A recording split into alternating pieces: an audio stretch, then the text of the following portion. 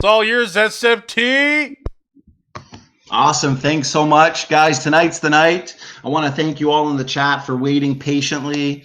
This is going to be a really good discussion. I want to thank Ramat and Erica. Her YouTube channel is Gutsick Gibbon, so be sure to check that out. I want to thank them both for giving us their time. This is going to be more of an informal dialogue on creation, evolution, mutations, and epigenetics. And ancestry, and anything in that context, of course. I hope everyone's having a good week. We're trying to put out as many debates and discussions as possible. We've had quite a bit already. We got a few more that we're looking forward to in the next few days. Tuesday, we just confirmed John Maddox, who debated Snake Was Right a few days ago. We'll be debating T-Jump on intelligent design, so that's one to look out for. Tomorrow should be at about 9 EST. We'll have Mark Drysdale, who I just debated on MDD the other night, so be sure to check that one out. He'll be debating Matt Powell on Is Atheism Rational? So a lot to look forward to. Enough for me, though. We're going to get right into it here. I'm going to pass it off to we can start off with Erica if you want to just kind of give a brief introduction. You can tell the audience, what's going on your channel, maybe briefly go over your position, and then we'll hand it over to Ramat, followed by a discussion. Sure, absolutely. All right, I'm Erica. I go by Gutsick Gibbon on YouTube. I cover videos on anthropology, paleontology, evolution, zoology, things like that. Mostly because I like it, but also because I have an education background in it.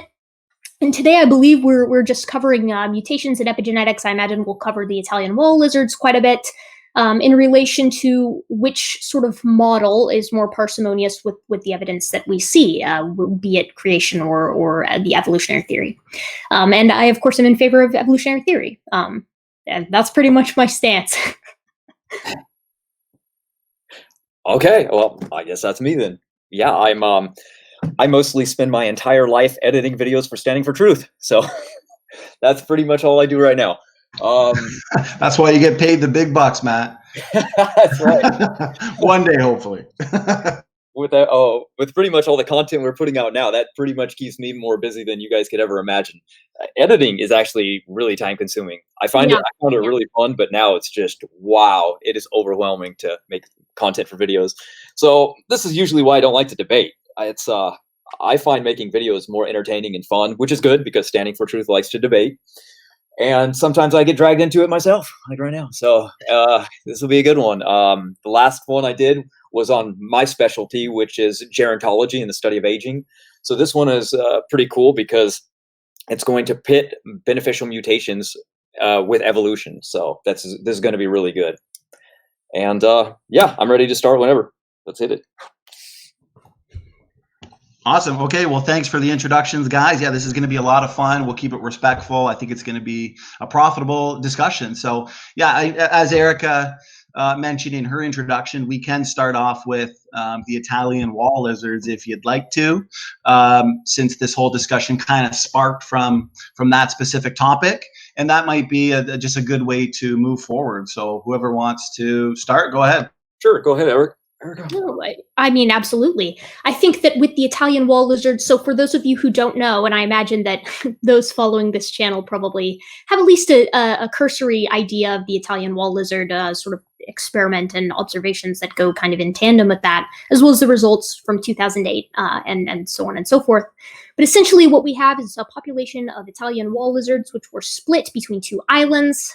This population was initially omnivorous, primarily, usually, like the diet was mostly insects, but omnivory would be probably the best way to put it, as I believe there was plant matter involved, however small.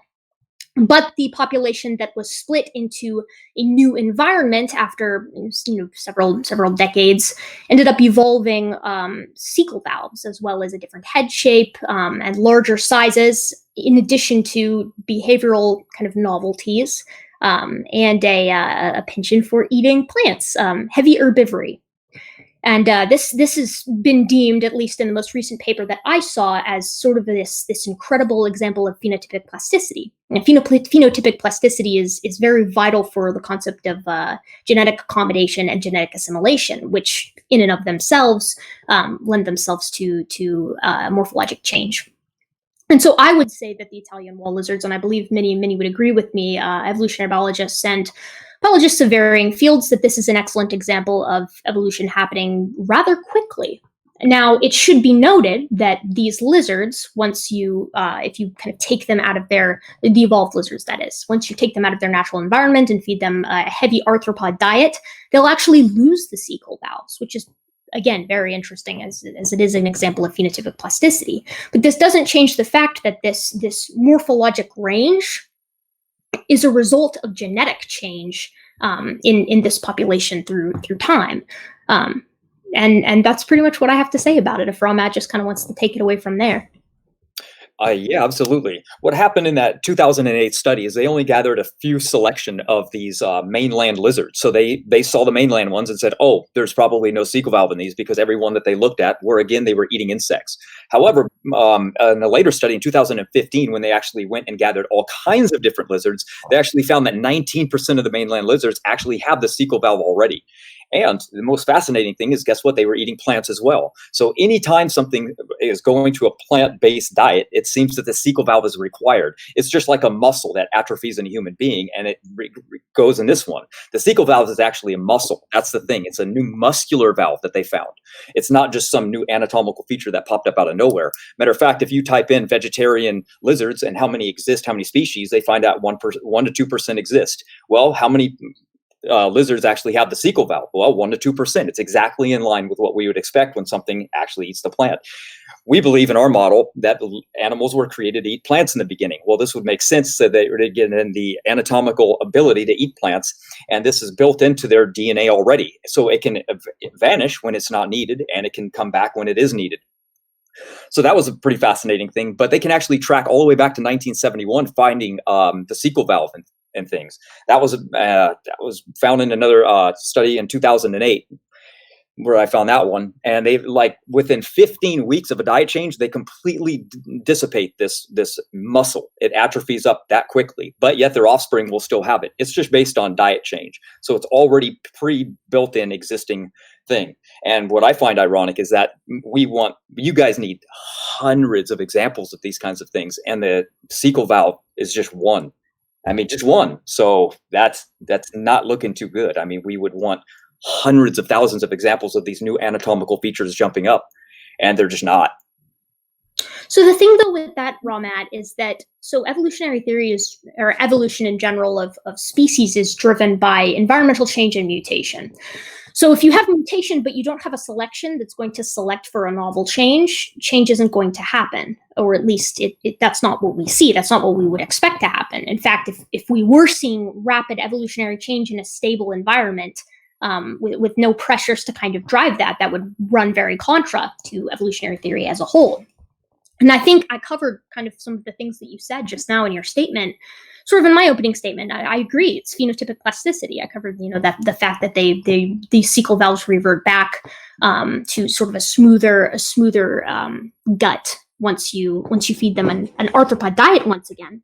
But the interesting thing is it isn't just the cecal valves themselves that lend themselves to this sort of evolutionary change. There's also a symbiosis or a mutualism going on, because when you look into the guts of these herbivorous Italian wall lizards, what you find is nematodes that are essentially helping with gut fermentation. So, and at least to my knowledge, now you can correct me on this if you have read the 2015 paper. I don't believe I've read it. I read the 2014 one, but I don't believe the mainland lizards have any of the nematodes present in their guts. I haven't seen the 2014. No, I'd have to look at that one. Okay, well, it looks like I guess we're at an impasse on that one, because I haven't read your paper and you haven't read mine. But I would actually kind of like to push back a bit further on that. I mean, I understand that you are kind of in the same lane as I am, with 2% of our sort of squamates having an herbivorous diet and cecal valves as well. But you have to take into account too, like dentition and things like that. Like I understand the link that you're making. You're saying, okay, well, these, lizards, these animals that we typically think of as carnivores or, insectivores at the very least, but some of them eat plants. I mean, you're not going to find any animals out in the wild whose diet contradicts their teeth. You know what I mean? Actually, you can look at some copperheads and venomous snakes that actually eat kelp. You can they eat dulse. They walk around the islands and they go around and they eat seaweed at night. And these are venomous copperhead snakes. They found that was interesting. They find they do it at night, so that's why they didn't actually discover this until recently. And now, the question would be with that is, what percentage of their diet is the kelp making up? Pretty much entirely. They believe that they're entirely misconstruing eating fish or eggs with the seaweed because they smell like the fish. So the snakes walk around and it's in our book. You can find it right there under all the different animals that decide to eat plants, like the shark that eats vegetables or the sharks that eat kelp, things like that. But the snakes were specifically eating it. It goes back to quite a while ago, the first snakes that were vegetarian that they found, and now their teeth are designed as you would imagine, right? Their teeth are made for injecting and killing, but these snakes in particular are eating nothing but plants. So I would be interested in seeing two things. One, I would love to see the link for that. I tried Googling it. Are you certain they're copperheads? Because I couldn't find anything with regard to copperhead snakes eating kelp. Are you sure it's not like a crate or a variety, some kind of elapid snake? Just when you get the chance, if you want to shoot me the link sort of in chat, I would love to take a look at it. But the reason I bring up teeth sort of in relation to gut is because it's those two things in tandem that tend to elucidate what an organism eats. And when I say teeth, of course, I'm meaning, the shape and the pitting and sort of the microwear on that tooth. And with the guts, we're looking at the actual formation of the gut, what the insides of it look like, and sort of the surface area of it as well. Because organisms that have high surface area in the guts, it's usually used to like slow down plant material and things like that for fermentation. You usually see it in like ruminants, not so much in monogastrics. But so I would be interested as well in looking at these particular snakes and looking at their guts and seeing if their stomachs actually match this diet that you're kind of referencing. As far as organisms eating like vegetables, if you feed them to them, I'm not certain about which shark incident you're referring to here. But for instance, a great many animals will be kind of opportunistically omnivorous when given the chance. It's kind of horrifying that you can actually see videos on YouTube and things like that of horses opportunistically plucking up baby chickens and eating them. It's just kind of a very cruel side of nature, but it does happen. So I think that really what we're kind of seeing is you can kind of generally classify organisms as carnivores and omnivores, but again, as is typically true with nature and biology and indeed evolution as well, we're looking at general trends. So, if you want to shoot me that snake link, I would love to see it, or the one with the sharks or whatever. Sure. But real quick, remember in our model, animals were created herbivore, right? So there was a natural instinct to be herbivore, and that's exactly what we see because carnivores have to be taught how to kill. They have to be taught how to hunt from their parent. It's not instinctually ingrained inside of them. And teeth, they changed from epigenetics themselves, kind of like anytime that you change the diet. Matter of fact, when they took the Pottinger cat study and they wanted to change their diet, they actually didn't change the food. They actually started cooking it.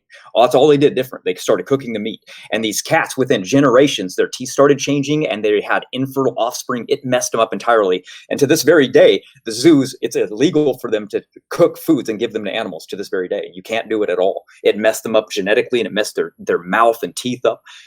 But so a great many predators, though, have almost zero parental care, right? And they still do indeed eat meat, right? Like there are many carnivores, obligate carnivores actually, sharks and various elapid snakes, that and lizards, in fact, that have no parental care. No one teaches them how to do this. They do it based off of instinct or perhaps observation as well. But I don't know that I buy that. I don't think that that's correct, that they have to learn it from their parents hunting. Well, I would say it's best explained through epigenetics again, because this is what is inherited. If they electrically shock something, and then the next generation, like, oh, I'm sorry, I should explain it a little better. If they electrically shock a mouse when it smells fruit, they normally love fruit, but instead the next generation of offspring is scared of smelling of fruit because of this electrical shock.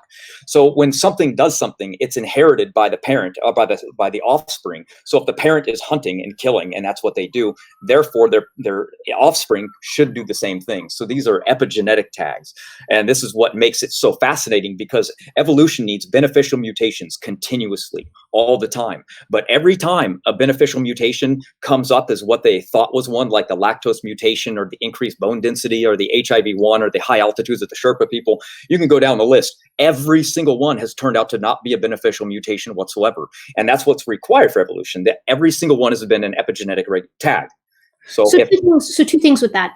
One, it should be noted that when we're referring to, I actually want to kind of pick your brain on this and see, what it is that you're referring to, but evolution does require beneficial mutations, but you have to understand what we're talking about when we say beneficial. What's beneficial in one context may not be beneficial in another, which is why environment is typically your primary selector. It's sort of the molder of evolution itself. You require mutation, that's the raw material, and then natural selection sort of shapes it. And that tends to come from the environment around.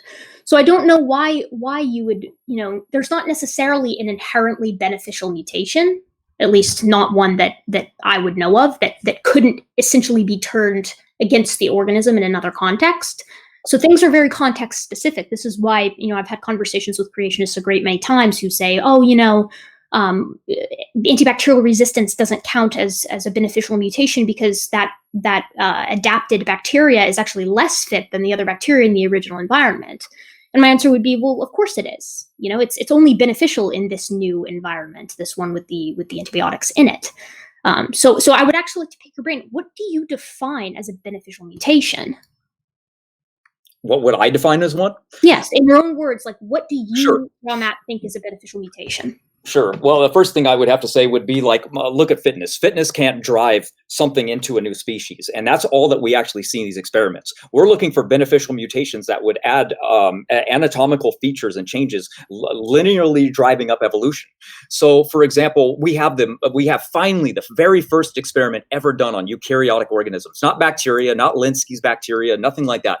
And it's been done. I just linked it to you on the side. It's a eukaryotic yeast, and they grew 12 replicate cultures of this pure yeast strain that they gathered for 1,120 generations. Now, they didn't coddle these yeast at all. They actually went full bore on trying to mess these things up. So what they did is in the first dish for about 224 generations, they put them in a carcinogistic dye called Congo red. Then they moved it to copper ions, then an alkaline environment of like pH 8, then hydrogen peroxide, and then antibiotics. And then at the end of all these generations, the scientists concluded that beneficial mutations are undercounted in exchange for environment, both in the lab and in nature. They found that it was nothing but a loss of function and degradation of function. And these are what we are. We're supposed to be eukaryotic. So what I'm saying is that we need something driving the force of when we look at these charts and we're showing microscopic organisms becoming the tree of life, and we can't get even the single most primitive yeast organisms, which are eukaryotic, to change, or bacteria to change, or do the very first incremental stages, then that's horrible. I mean, when people say what is information, that's kind of like an umbrella term. Umbrella is referring to the entire genome. For example, I can give more of an example. I like to be more specific, but as far as what is information lost, think about it like the entire genome. One of you listening to me right now is missing over 100 million base pairs of DNA in their genome in different places. They've been deleted through time. That's what we're talking about. That's why we recommend people look into the genetic entropy model. It's fascinating because we see loss everywhere. We see degradation. We don't see these beneficial mutations driving bacteria up into new things. And that's required. And epigenetics even makes it harder because no gene is ever changed. And the fascinating thing about the genes never changing, it's because when they compared humans and chimpanzees and they found that it's in the germline, meaning that it's permanent, inheritable differences between human apes, meaning they can never be changed. So that's the fascinating thing, is epigenetically primates have a different brain structure. The epigenetics alteration is different. Their methylation is entirely different in their brain and in their body than it is in human beings. Now, if we were the same as them and we came from a common ancestor, then there would be evidence of that, because epigenetics would regulate the exact same way that it would in them, because it's passed on in the germline. See? So I would absolutely love to have a conversation about human evolution at another time. But do you think it would be fair to say, sort of just to summarize your statement, do you think it would be fair to say that a beneficial mutation is beneficial because it increases the fitness of the organism? I don't know. If it seems kind of convoluted, because that's equivocation. That's like saying, well, evolution occurs because fitness increases. Well, yes and no. It increases at a loss. I mean, they're throwing genes out. Take the seahorse, for example, right? When the flood happened, is what I believe anyway, the part of the ocean got caught and put up into Mount Titicaca, 12,500 feet. Well, guess what? All the salt water almost dissipated out entirely at this point. There's still some, but for the most part, they only survived because they threw all their genes out that were important, that would have allowed them to actually maintain their life in the ocean. Their fitness went up, but at massive loss. They're completely blind. They're albino. They've messed themselves up, but yes, they survived and their fitness went up, but you couldn't put them back in the ocean. They would die. So the same thing with the Linsky bacteria, these bacteria that they pull out of these other places. That's what we see. Yeah, fitness goes up, but it allows the offspring to survive in that new environment, but they can never be moved back to their original. They get limited. Right. So you know that is, though, just evolution, right? Like, that's what evolutionary theory has always predicted, and that is indeed what we see. I mean, to say that, you know, it's almost like I feel like creationists have this idea of like an ultimate fitness, which makes sense because in your model you would have sort of these Barrowman original kinds that are sort of perfect and herbivorous and free of disease and things like that. But the evolutionary model doesn't have that. There is no ultimate fitness for all environments that we sort of have as like the pinnacle of all. An organism can be most fit for its environment, but because the environment is always subject to change, those seahorses would indeed be very fit for their new environment, the new environment that they're in. And because they're surviving and thriving in it, that would mean that those mutations would be considered beneficial. Now, I think that that's a common roadblock that we come across when we're sort of discussing these two worldviews, is because the definitions in conventional science are very different from the ones that I see creationists use.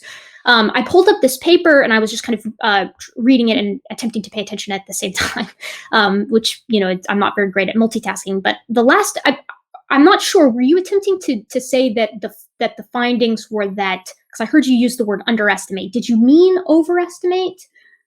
Because this last sentence in the paper says, these findings and the accompanying population genetic simulations suggest that molecular adaptation is consistently underestimated in nature due to its antagonistic fitness effects of mutations in changing environments. So is it possible that you misspoke?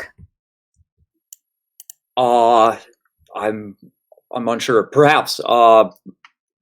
What I was talking about is that the 224 generations per condition that were used by these people purposely didn't allow enough time for beneficial mutations to rise to 100% to become fixated. They wanted the cells in the flask to become basically the investigators. They wanted to see if the mutations were lost when these conditions were changed, so they switched them time and time again, and in each for different length, and they found that many broken genes would pop up in the populations. So that's what so you're suggesting sort of like a phenotypic plasticity? Is that why you brought it up with the Italian wall lizards? I'm sorry, I'm just trying to make sure I'm understanding you correctly. Yeah, basically what I'd say is that the fitness is the total functionality of something. So when functionality goes down, we would say that it's a loss of fitness. It's kind of like a play on words. It's harder to define fitness because it's in our model, we go, well, look, it's losing information. It's losing genetics. Here, take extremophiles. Extremophiles live in the most extreme environments. That's why they survive there.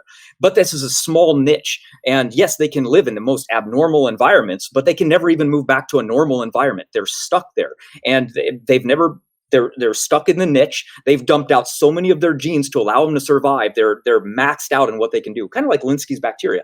They can never be jumping around. So if evolution were true, sure, you can change the environment again and they'll adapt even more, right? And therefore their offspring will come and therefore fitness will go up because their offspring can now live in that environment. But if that keep happening and their genome keeps shrinking and they keep throwing away genes, this is going the other direction. It's eventually they're going to run out of material like extremophiles and they're dead-ended. They're at the dead end of what I think I got where you're going with this. So you're essentially saying that because you're essentially limiting organisms to mutations that are deletion events. And you're saying that organisms can adapt to their environment, but this is going to be a deletion event, and eventually they're going to run out of genetic material in order to adapt to their environment, and then they're hosed.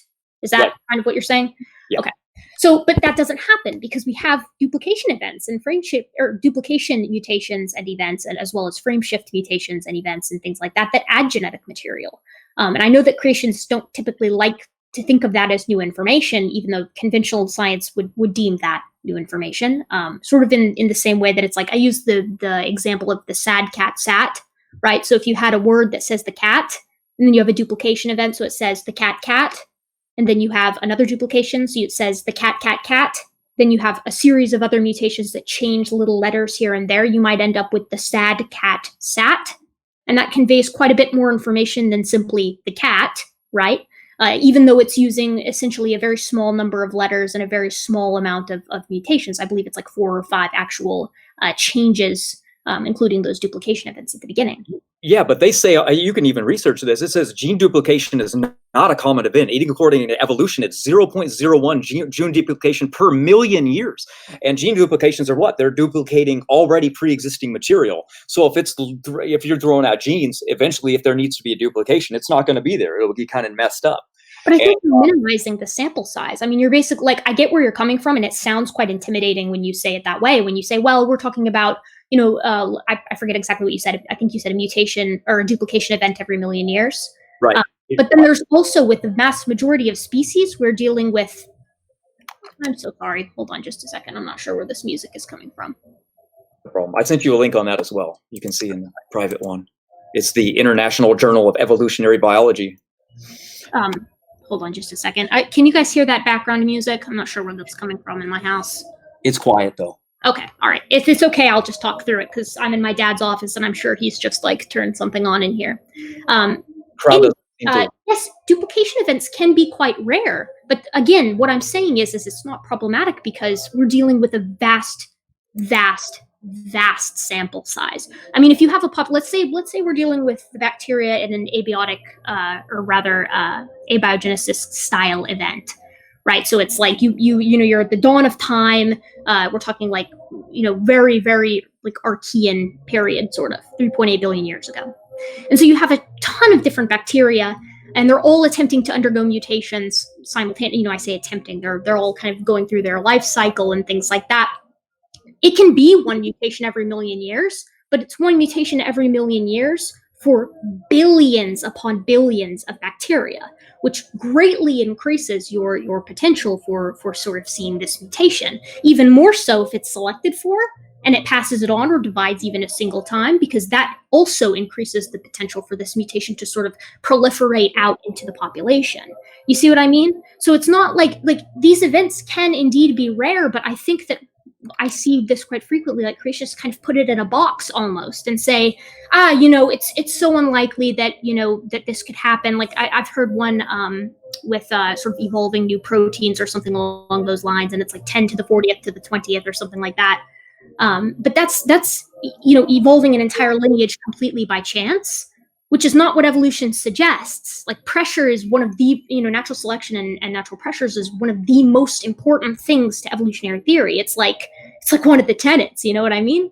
So I think that it's quite easy to make evolutionary theory sound very improbable, or even impossible, but only when you're using, half the pieces in the jigsaw puzzle. But you did realize that you did say that requires deep, deep time. That's it. Yeah, because absolutely it's required. So here, I'll give you an example. Take Neanderthal. We say they were, I do. I'm going to say they're pre-flood people.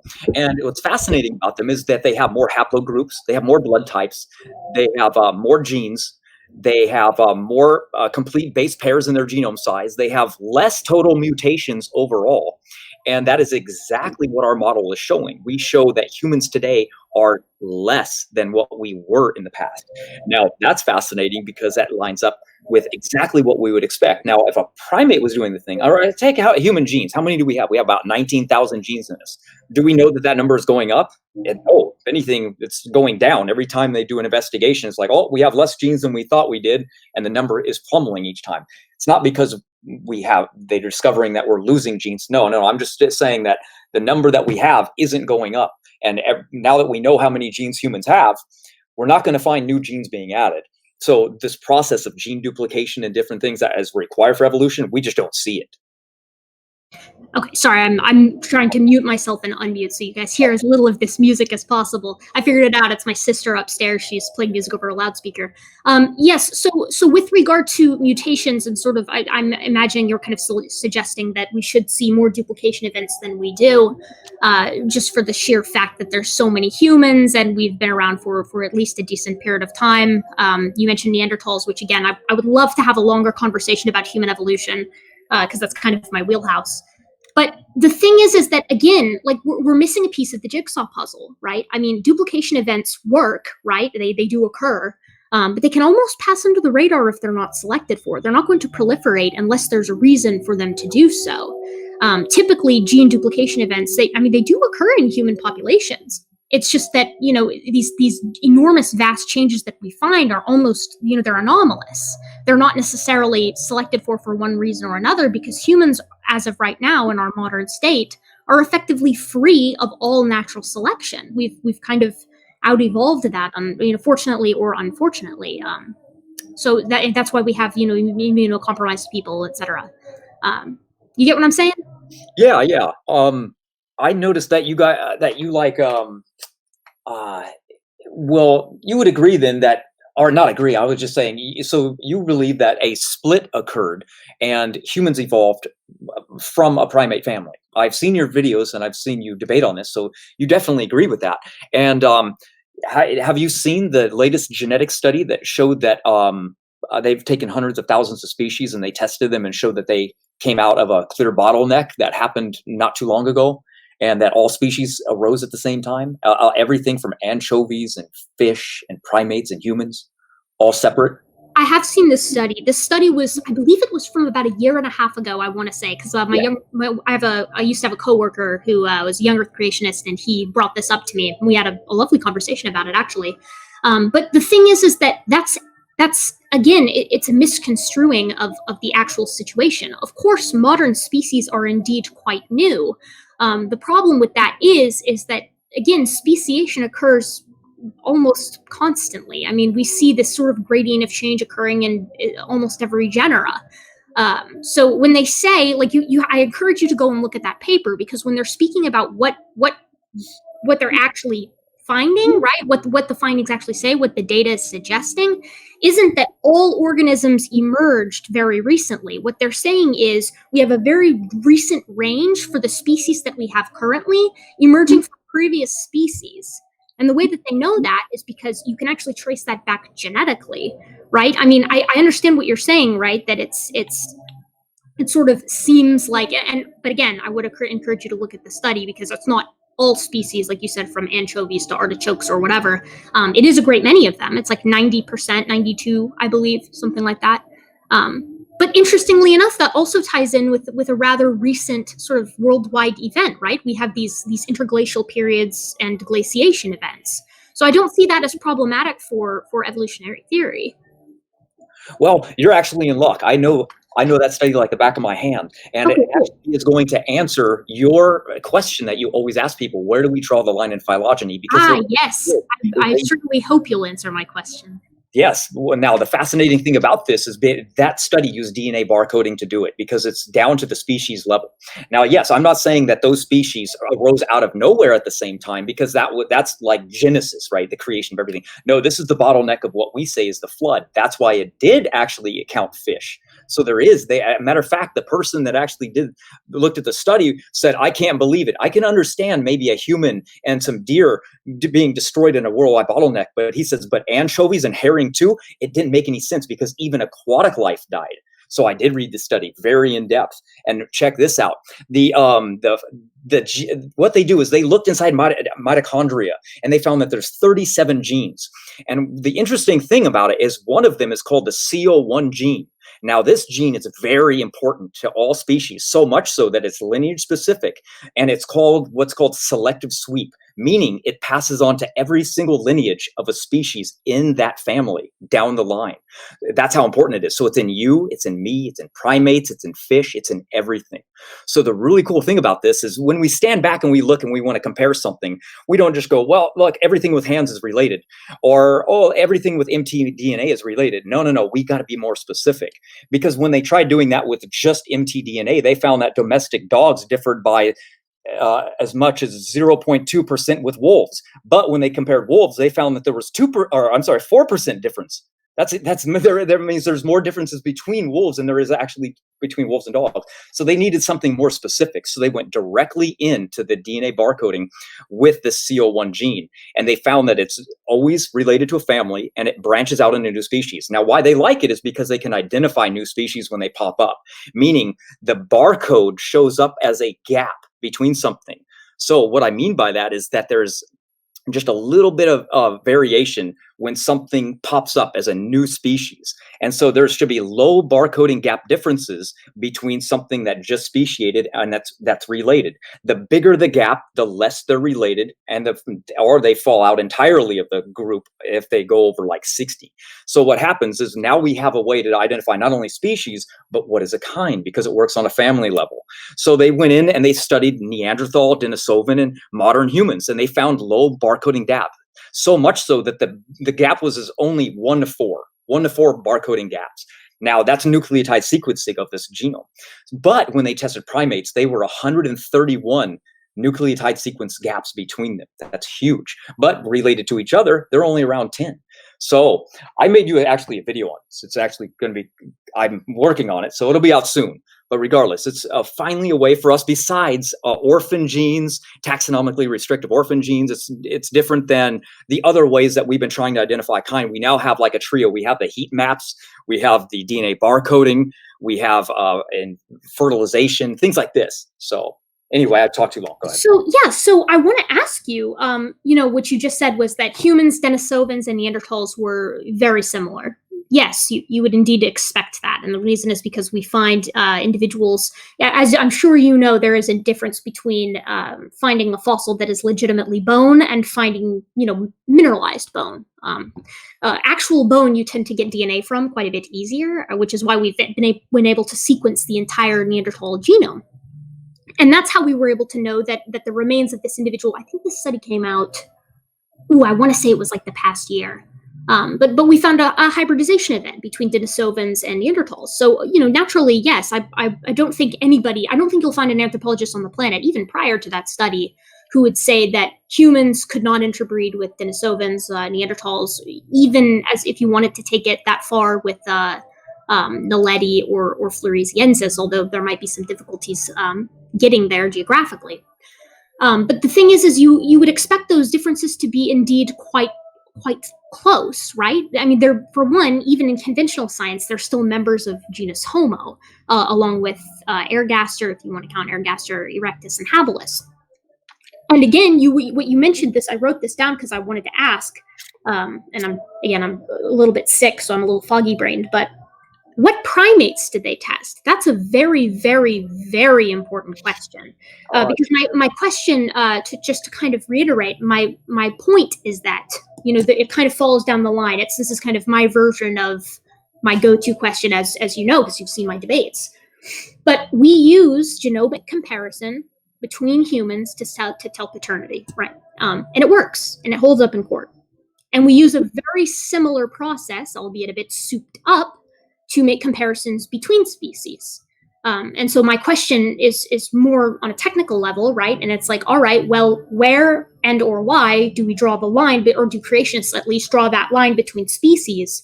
And why is it reasonable? And that's why I asked which primates, because you're going to get a very, very different result if you use a loris or a galago or a tarsier than you are if you use an orangutan or gorilla or a member of genus Pan. So do you know off the top of your head? Or also, I would love it if you would send that study to me in the chat on the side so I can have it pulled up.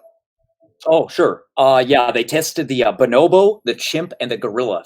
That's I know off the top of my head. Okay. They might even more. Oh, so go ahead. Yes. So I was going to say that would be perfect. That would be your perfect individual. So now we need some scale, right?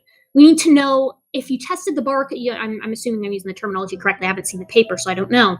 But so now you want to establish a scale, right? You would want to say, all right, well, how do humans compare to mice? How do humans compare to cats? How do humans compare to insert mammal here? Because the general consensus, right, the trend that we see is no matter which area you compare, even if, let's say, you take a random protein and humans and chimps show a 25% similarity, that is indeed very different. But the sort of stipulation with human evolution is that similarity is still going to be the closest between those two, humans and genus Pan, than it is between humans and any other mammal, similarly with chimps. So do you know, by chance, off the top of your head, since you know the study, if they've tested other mammals and what they got? Oh, yeah. Matter of fact, they did. Matter of fact, they tested bear, caribou, all kinds of things. Matter of fact, that same study that I was telling you about earlier, where they tested the 100,000 species, separate species, that was the one I'm talking about as well. This goes in conjunction with that. So that they've tested all kinds of things with this DNA barcoding. Tons. And you can see the visual layouts that they do for DNA sequencing, and they also test base pair combinations. So what they do is they look for sequences and insertions, and they try to combine them in multiple different ways. Then they found nucleotide sequences with the cheapest and fastest, because you can kind of stand back and it looks like a puzzle. You're like, oh, I can identify that's all fish. And then they just throw them over there. And then all these are birds. They throw them over there. And then they go, okay, well, now we got to get into the detail. And then that's where they have to sometimes go to base pairs. And but the CO1 gene is down the line used because it's the germ line. It's passed to everything in species and it's handed down.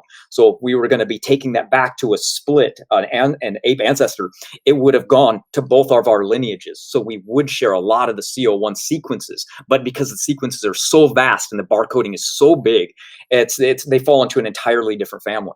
That's what's fascinating about the study on my end. So take for the COI sequences contain around 650 base pairs in most groups tested. As I said earlier, the human, Denisova, Neanderthal, all the way as far as you can go back in the human lineage are only 1 to 4 nucleotide sequences different. And that shows that they're closely related. So when we do the same thing with chimpanzees and bonobos, which are in the same family, again, there's more genetic diversity even between them at 58 nucleotide sequences difference. But anything that really goes over a limit, you see where they fall out of the family line. And so it's really good. You'll be able to visually see it in the video that I made for you. So it's nice to have visuals. Unfortunately, in a debate, you're just looking at my face. So. Oh yeah, no, I know how that goes. So I want to again kind of pause it. Perhaps it's just my foggy brain with this, but so are you suggesting that because this? Let me just kind of frame it the way that I'm kind of picking up on it. So you're saying that based off of this DNA barcoding, you get genus Homo, right, and all the members of genus Homo sort of in a group on their own. And then you also separately, by quite a great many differences, you get the hominoids, so your other apes. Would I be correct in saying that? Right. Okay. That's what's expected, though. That's why we're in a different genera than the members of genus Pan and the members of genus Gorilla and the members of genus Pongo. So, and I would say, okay, kind of like, yes, I agree. I don't think that humans are literally chimps or that we should be in genus Pan. And in fact, again, every single member of our lineage we should be closer to than we should be to chimpanzees or bonobos, right? Because they're sort of like cousin. We're not related to them in a sort of linear fashion up and down, but rather we're at the end of a branch that split quite, some 7 to 13.3 million years back. So I would say, to kind of clarify, that a great way to figure out whether or not this is going to work for creationists with sort of this idea of kinds, right, is there a way to create sort of separation lines, right? Because the problem that creationists have, and I would say that Jensen has kind of attempted to solve this with this idea of like common design, amphibious vehicles for the transitional species, like because we create amphibious vehicles, God might, and that's why we see transitional forms, etc. Jensen likes to cover his bases. But I think that you're still kind of in trouble, right? Because, and again, please do send me this paper in the chat, if, while I'm talking, if you get a chance, because I would love to have it pulled up. But you have to be able to have something to compare it to, something that, at least according to, like if you're attempting to disprove evolutionary theory, right? You want to have something that's going to falsify it properly. So what you would need to have is humans, I don't know, muscelids, right? Cetaceans, felids, whatever, a bunch of different family members or group members, genera, whatever, and line them all up, and then compare it with this DNA barcoding, right? In order to see who's closest to who in sort of how you just mentioned it, but across a very wide range of living organisms. And then it would be quite interesting, and I that's why I would like to see the paper, because I want to see what they concluded, to see if that matches what we find with regard to just comparing coding base pairs, through genomic sequencing, or sort of phylogenies that we get with molecular clocks and things like that. You get what I mean? Yeah. No, they did test hundreds of thousands of species, so they've got what you want. There's two studies. They've got everything you want. They do line up with fish, whales, but remember, we're talking about a species line. So when we're looking at the nucleotide sequence differences, 10 or more place them into a different taxonomic family. And when in terms of base pairs, any gap under 60 is related. So that's how we're looking at. We do have a different way. We do have a way. So when we're looking at base pair sites, you see humans alive today are never more than 2 positions different, exactly the same as Neanderthal and Denisovan. Yet chimpanzees differ by 60 sites, and gorillas are separated from 70 sites from us, placing them into an entirely different family. And there are 132 nucleotide sequences separated us. So not only are they base pairs separated, but they're also, so if they were same in the species like us, if they were still branched out, that missing link common ancestor would have passed on these because they're germline, like I was saying. So we would be able to see them in the line. And they tested all kinds of things. That original study where they tested 100,000 species, that is tested using DNA barcoding. So they did that as well. And the best thing of all was wolves. They tested wolves, and they looked at, like, are they related to dingoes and foxes? And they were related to all the different types of animals. But yet when they compared them to bears and badgers and raccoons and things that are supposed to be related to them as well, totally different outside the family. Right, but you'll forgive me if I say this sounds exactly like what phylogenetics is. I mean, this, to me, like, you're saying this, and I'm hearing you, and I'm like, okay, so they're using genetics to group organisms into categories. Right, that's what we've done. That's why we have the caniforms, and that's why we have the primates, and that's why we have, sort of these groups that we have in zoology and when we try to classify organisms. So what I'm hearing here is that this is another means to do so, and that even by this means, we're still ending up with humans incredibly close to the other apes and closer to them than any of the other mammals, and that the apes are also much more closely related to the humans than they are to the other mammals. So I would say it sounds like a very fascinating study. Again, I'd really like to see it. So if you can, send it my way. But I don't understand the point that you're making. I mean, again, maybe it's me. Maybe I'm not understanding it. Or let me try it a different way. Are you trying to say that because we can group them into these categories based off of germline mutations, and I'm imagining that it's probably like a divergence or speciation time that they're sort of calculating, or rather looking at these lineages. You're saying that because we can group them into these different categories, those are the Barrowman groups that creationists should use. Is that correct? Yeah, sure. A Barrowman is kind of like invented by a creationist, so I guess we'll use the term, sure. Yeah, I mean, I'm just trying to use the right terminology. The terminology that I've seen in creationist literature tends to be created kinds are Barrowmans, right, or Barrowmans. Maybe I'm not pronouncing it correctly. But again, yes, I would agree with you. Organisms are going to fit into neat categories. Neat category. Neat is a very arbitrary term. They're neat enough to draw, nice trees to the best of our ability. But the problem comes with when you compare them to one another, right? Like, my problem is there's no stop point, because the very fact that they could do this comparison and that they could say, well, look how similar humans are to the other hominoids, and look how similar all of the hominoids are to one another when compared to all of the caniforms, which are all very similar to one another, but quite different from the primates.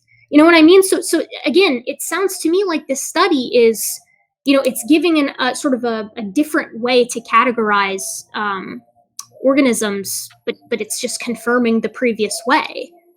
Sort of like isochron versus other methods of radiometric dating. Like it's sort of a corroboration, if anything. Well, the good part about this is that it's not just like a hierarchical pattern, because we predict the same thing, but this one is shows those clear genetic boundaries. And you'll see from the researchers what they say. They go, I can't believe this. It's astonishing to them because it's actually not what they predicted. It's outside of their prediction, which is really good, because this is also like I was saying, it's down at the species level. That's what they want. But that selective sweep mechanism that shows that this CO1 gene is passed down throughout the entire family line would actually show the relation of things. And what's really cool about this is it shows that the hierarchical pattern that's in humans is always in humans, and it should be the same that would be in the primate lineage. That's what I'm getting at. Just like you can follow it in the dog back to a fox to a wolf. Right, but see, I guess I'm getting confused because I feel like you're mixing terms up a bit. So when you say that you're tracing this down through the family lineage, do you mean like the actual category of at the family level? Right, exactly. You can go up to the family level with the barcoding, because but not the order level, which would be primates or primates. I would imagine that it's probably too small for that because it's 650 base pairs, but I'm going to find out as much as I possibly can studying this, so like I can get the video absolutely completely drawn out, and then I'll be able to differentiate of where I can go, because it's used for plants. When it first happened, it was like, oh wow, we can finally identify new plant species, because looking at a plant is extremely hard. Looking at an animal is a little bit easier. You can kind of differentiate the dog kind or the cat kind pretty easily just visually, but a plant, now you're getting really, really tough. So but even visually, it's a completely bunk method to look at vertebrates and try to compare, or invertebrates, really any member of Animalia, because you've got very, very, very consistent sort of convergent evolution between forms if they live in the same environment. That's kind of what I was saying earlier. That's why you have in areas where there aren't sort of organisms that fill in the cat niche, for example, like in your traditional carnivore, right? Like on the island of Madagascar, you have fossa, right? Which aren't strict.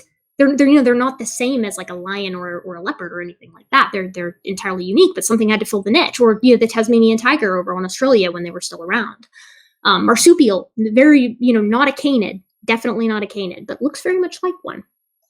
So I'm very much looking forward to your video. I want to see what you have to say, because to me, and again, it could be that I'm totally missing the mark here, and maybe I'm taking crazy pills, but I feel like what you're saying is that this study is just a different way to confirm the sort of phylogenetic tree that we currently have. Well, it's one way. It's just one. What I mean by that is you guys want the answer to the phylogeny challenge. So what we're doing is we're combining. We have the DNA barcoding now. We're going to have the taxonomically restrictive orphan genes. We have the statistical tool called heat mapping, which catalogs compares the expressed proteins of species, because it proves by visualization methods that you can group species that belong to, physical comparisons by proteins inside of them. So we have that. Then we have zygote fertilization, which obviously is really good, but becomes ethical problems as well when you get into humans and primates. But we can use all these different varieties now to definitely be able to define what a kind is. We can do that with all these varieties rather than just a single heat mapping. 10 minutes left. Yes, I absolutely look forward to hearing sort of the idea behind that and seeing what you guys come up with. But the phylogeny challenge is Aaron's. It's not really mine. I don't have a name for my challenge because I'm not big enough to have a challenge name. I just kind of it's just the question that I frequently pose. I think where do you draw the line on phylogeny is basically the same as it's kind of just limited, right, to primates. It's looking specifically between humans and chimps. And to me, because essentially what it sounds like you were saying, again, this is my best grasp at it, but it sounds like you were saying that via DNA barcoding, they looked at all of the primates and they got all of the primates in a single group, and they found that humans, Denisovans, and Neanderthals were very, very close together, and that the members of genus Pan, so chimps and bonobos, were really, really close together, and that they shared or they differed by 60 with humans, and then gorillas differed by 70. And I would guarantee you, if you looked at that paper, it would say that the pongids or the orangutans differed by quite a decent bit more, but not too much. Which again is exactly what we get with genomic comparison. We find that humans and chimpanzees, and as well as bonobos, are one another's closest living relative. I bet you too that if you looked at that study, I don't know if they did this or not, but that if they compared chimpanzees and bonobos to humans and then also compared them to gorillas, that they would have a 60 difference between humans and probably likely a greater difference between gorillas, because that's what we get with the genomic comparison. And so while I appreciate the idea that this is going to, and I hope certainly that I'm very much look forward to analyzing to the best of my ability what you guys kind of put out as far as the kinds go. But this sounds to me like it's still putting humans with the rest of the hominids, or hominoids rather, particularly because you mentioned the caniforms. You're talking about all the canids and you're saying, well, this is how we know that the wolves and the dingoes and, the foxes and the dogs are all landing sort of in the same kind. But if you're going to use that methodology, and I would be willing to I'd put $20 on this, mostly because I'm poor. But I would bet that if you use that same methodology map that you're using to group those canids for kinds for the baraminology purposes, if you apply that to the primates, you're going to end up with humans with the rest of the hominoids. Well, if that was true, then the dogs would have been lining up exactly with the other bears and the dingoes and the other things that were branched off from their lineage. Because remember, everything goes back to another family. So they would line up with the bears. I mean, what you said was that the canids all lined up together, right? So wolves and dogs, right, are if I remember correctly, wolves and dogs share. If we're looking at just like a basic genomic comparison, they're about the difference between humans and Neanderthals. But I would wager that you would put all the cats together, the cat kind, right? And the difference between a domestic house cat and a lion is about 95.5%, I believe, when you're doing a genomic comparison. I can give you sources on these later, but obviously I don't have it right off the top of my head, which is much greater than the difference between humans and even orangutans. So, that would again put humans in, like, what I'm asking for is an empirical reason to separate humans from the other apes. And I don't think that this provides one. You know what I mean? Like, if you want to create kinds, I would love to see the different kinds. I'm saying that I don't think it's possible, as someone who's versed in anthropology and primatology. I don't think it's possible by any means to use the same methodology for every group of organisms to find your kinds and exclude humans from the apes. You might be able to say, we're using this methodology for all the animals that we don't deem special, in the image of God, and then we're going to use that categorization to separate the humans. But that's not empirical, so it's not science. You know what I mean? So I look forward to your video. I'm interested in seeing how you put humans separate from the other apes. Sure, yeah. I'll make the video a little bit longer because I did leave out, orphan genes and different things like that, and where they're related. And humans are mostly in the brain, and apes are in a different spot. And I think that because humans have been thrown taxonomically in with primates, that it kind of befuddles everything, because they don't even look at the differences. They don't talk about the different ribs, the different how many spinal columns we have, the subcutaneous layer of fat. There's so many different vastness that would have happened in. You would think we would have kept some of the beneficial attributes that primates have physically, but we can get into that later. Another thing that you wanted to talk about one time was radioactive decay. And yes, this one's fascinating because we are kind of out of time, but I did want to talk to you about something very fascinating. They believe that stars explode and they create all of the different elements. But what we've actually found is that the prestigious Science magazine, they admit that supernovas cannot make any element over iron, which is, I think, like number 26 on the periodic table. Anyway, that's over 60 elements that cannot be made. But the Proton 21 laboratories in Ukraine, they created the events that replicate Noah's flood by Walt Brown's theory. And guess what happened? They made every single one in a process called Z-pinch. And it occurred quickly, not over millions of years. Instantly, they were able to make, matter of fact, they created more than the 60 elements. There was 3 that they don't even have a name for. And here's the interesting thing. The elements occurred, and when they were formed, exactly like they are on Earth today. And when they were tested old. So even if the clock, sorry, go ahead. You want to say something? I want to let you finish. Go ahead. I have quite a bit to say on that. It'll probably have to be a brief conversation. I know we don't have that much time, but I want to let you finish your thought. I interrupted without thinking. Sorry. That's okay. I just saw you starting to speak. I just don't want to. No, I jump the gun sometimes. I'm sorry. But okay, so a guy named Adam Blanco or something, he came up with a system, a process called cold repacking. He found that super heavy elements decay into the other 94 elements that are relatively stable, but they also make the unstable one, the radioactive elements. We believe in our model that there was no radioactive elements in the pre-flood world, that they occurred during a flood.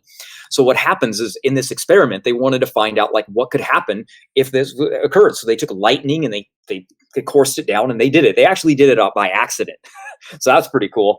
And what happened is that exactly the same proportions that these elements exist on Earth are exactly what happened. So that's strong elements that these formed during the flood, because their decay rates match exactly what we see when they form right in front of your eyes. Now, let's say you find a clock on the ground, and or 100 of them on the ground.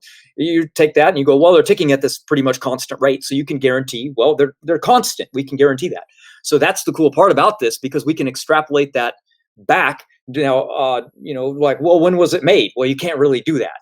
So, we can't tell when a clock was made just based on when it's rotating. Well, that's what we're doing with the elements. We believe that they started out at 0 or at 100%, and they've been decaying by half-lives ever since. But this method has actually extrapolated that that's not the case. They don't have, even if you start out with a 100% parent isotope to decay from, the proton laboratories showed that new elements are not like this. So that's what's fascinating about this experiment. They've showed our model completely. Okay, so one, radiometric dating, there are many different methods. I recommend this book to everyone that I get the chance to, particularly those who are religious, it's called The Bible, Rocks, and Time. It's written by two, I'm not sure if they're old Earth creationists or theistic evolutionists, but they go through it's a dense book. There's like 100 pages just on radiometric dating. And I find it a very handy guide for things like this. You mentioned that I really want to see some of these studies, because unless they're quite recent, like as in the past 3 months, and maybe they are, to my knowledge, every time we've seen rocks form, right, on planet Earth, be it in sort of volcanistic conditions, which would, I imagine is most of them, they always start with a heavy bias towards the parent. And when I say heavy, I mean they start with all of the parent and none of the daughter. That's why, isotopic decay or radioactive decay, the law of radioactive decay, is sort of that spontaneous decomposition from parent to daughter. And it's not been violated in meaningful ways. Even the creationists had to admit this, right? So I'm interested to see this Ukraine study, but also I'd like to point out that the method of radiometric dating known as isochron dating assumes nothing about the parent material. And yet it still corroborates methods that do, which would be to say very, very, very old rocks in, by the methods that we're using for older rocks, and so on and so forth for younger ones, and gradient and et cetera. Right, but that element was actually created over iron. So that would have been something that also formed during the flood. And by the way, here's an interesting fact. I don't know why I'm throwing this out there, but did you know that silicon-32 and radium-226, they actually shown that they changed from seasonal variation? Isn't that crazy? Their observation of decay rates actually changes when it's cold and warm. So I think that it's easy to say that, though, because I can also say that certain elements, when you apply whatever, I believe it was electromagnetic fields, that they change their decay rates. But when you actually go in and look at the paper, the decay rate changes by less than 1%. Yeah, it's almost which is a hefty amount.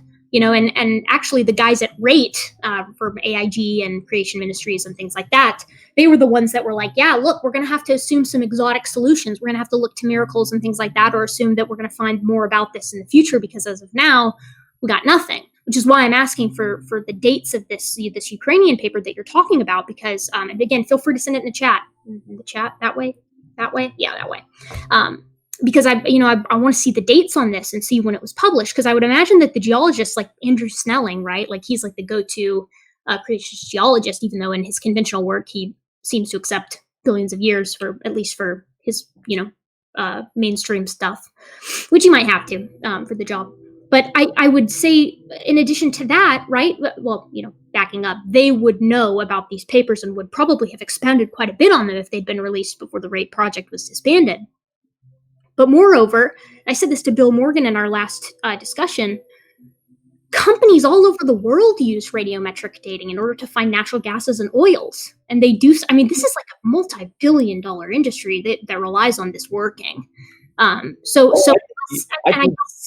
I'm sorry. Go ahead.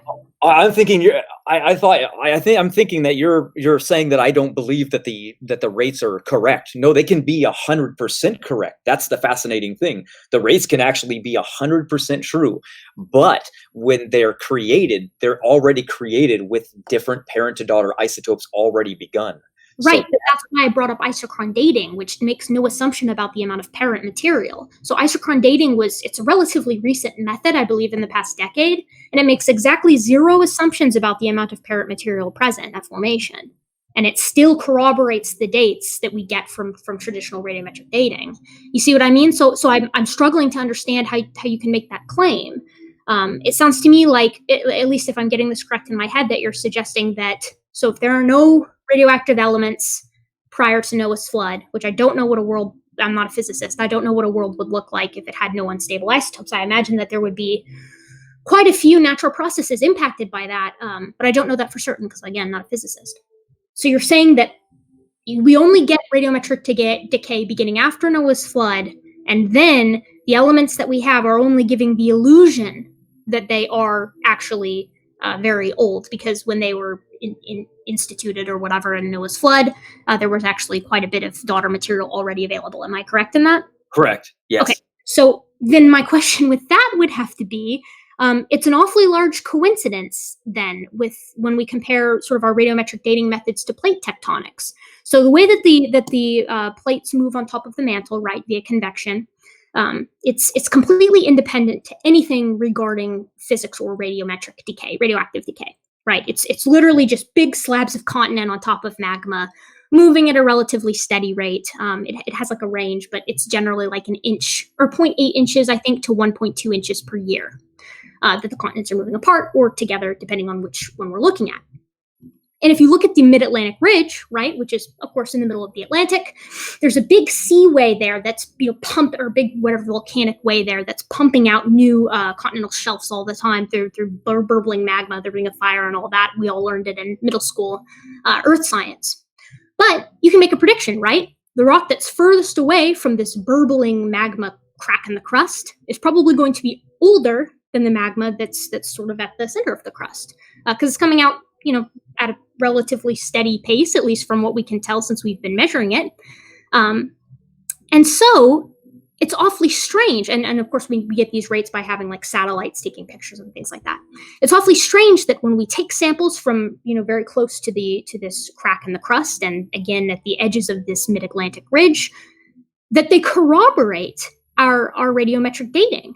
When we date the rock, right, via radiometric dating, and when we scale the rock at the edge all the way back using a similar rate of seafloor spreading, those things match. They're entirely independent from one another, and they match. So what you're essentially saying is that God, for whatever reason, decided to have the movement of the continental plates, the continental drift of the planet, match up in stepwise fashion with the radiometric decay rates and measurements that we pick up, just both independently equaling a very ancient Earth, or at least appearing to equal a very ancient Earth, despite having nothing to do with one another.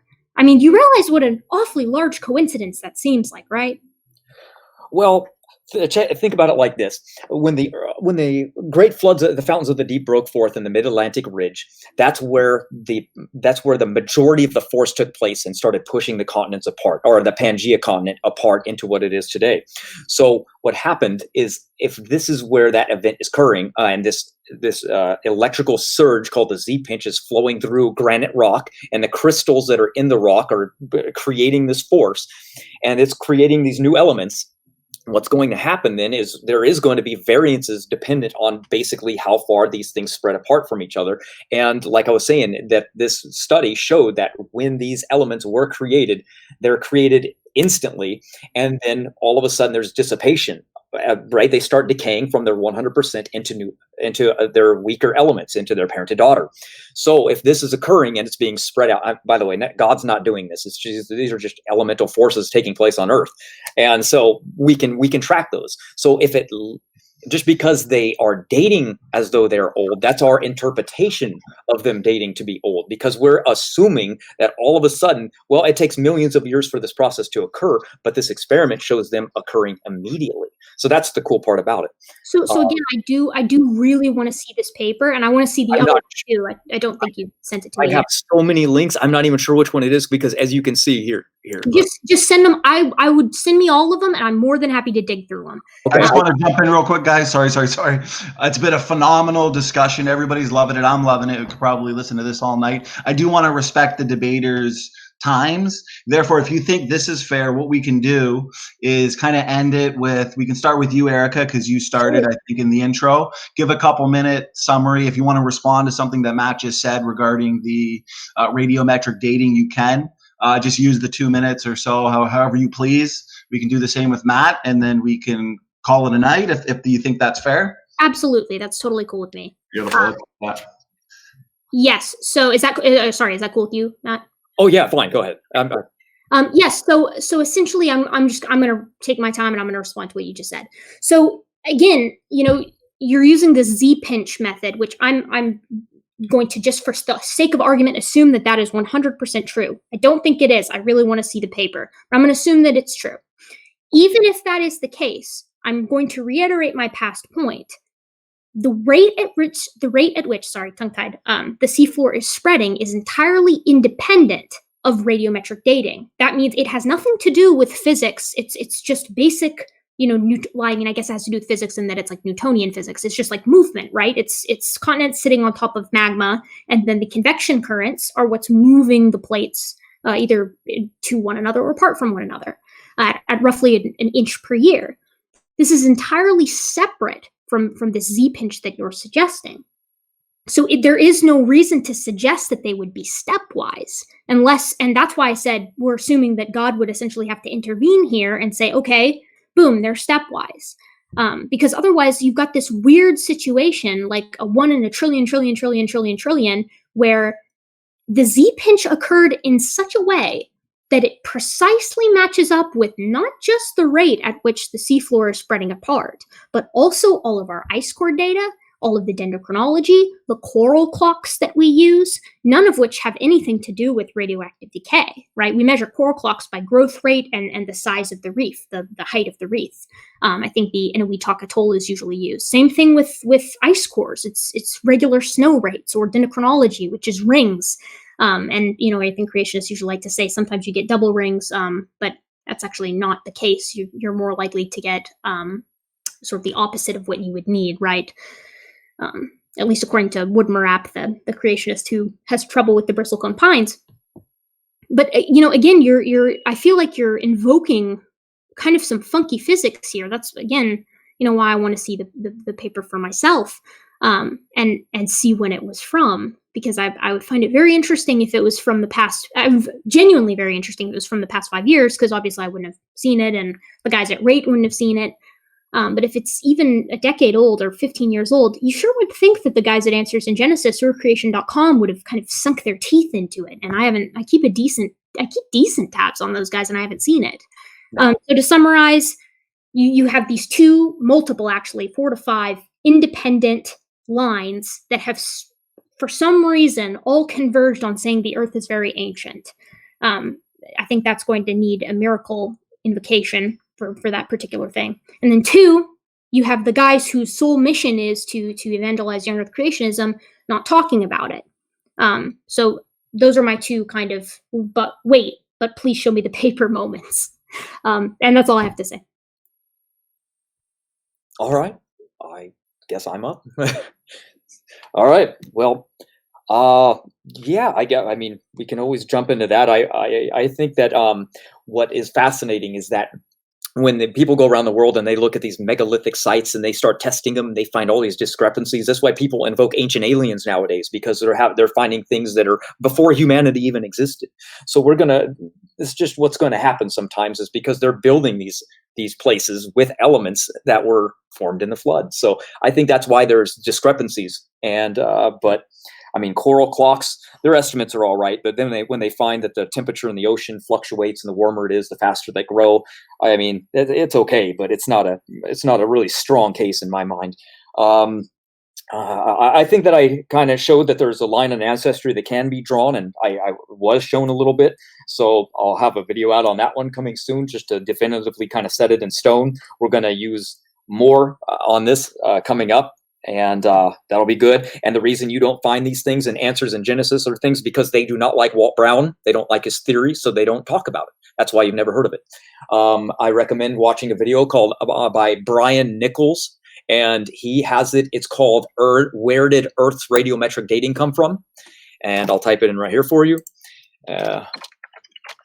Brian.